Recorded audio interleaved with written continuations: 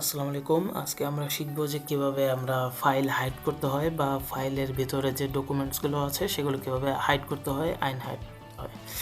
আমরা মনে করেন যে আমাদের এখানে একটা ফাইল আছে, নিউ ফোল্ডার। আমরা এর ভিতরে দুটো ডকুমেন্ট আছে। আমরা চাচ্ছি যে ফোল্ডারটা দেখা যাবে কিন্তু এর ভিতরে ডকুমেন্টগুলো দেখা যাবে না। সেক্ষেত্রে আমরা কীভাবে করব? আমরা প্রথমে সিলেক্ট করব যে কয়টা ফাইল আমরা হাইড করতে চাই। তারপর আমরা এখান থেকে প্রপার্টিসে চলে যাব। প্রপার্টিসে চলে গেলে দেখেন এখানে হিডেন একটা অপশন আছে।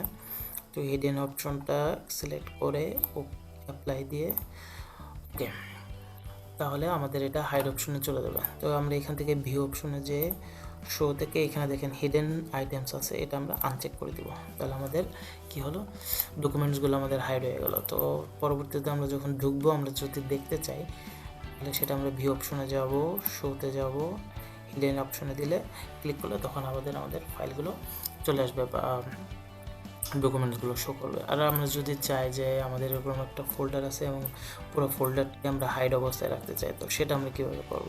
তো এক্ষেত্রে অনেকটা সেম, যে আমরা প্রথমে এখান থেকে সিলেক্ট করে আমরা প্রপার্টিসে যাব। এখান থেকে দেখেন এখানে হিডেন নামে একটা অপশনস আছে, এটা আমরা সিলেক্ট করব দিয়ে ওকে।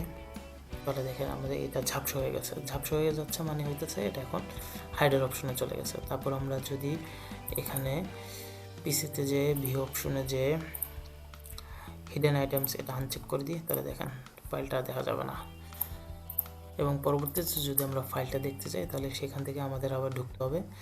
আমরা দিস পিসিতে এসে ভিউ অপশনে যে শোতে যে হিডেন আইটেমসে ক্লিক করলে আমাদের এই যে ফাইলটা চলে আসছে। তো এভাবে হচ্ছে আমরা ফাইলটাকে কী করতে পারি, হাইড আনহাইড করতে পারি। ধন্যবাদ সবাইকে।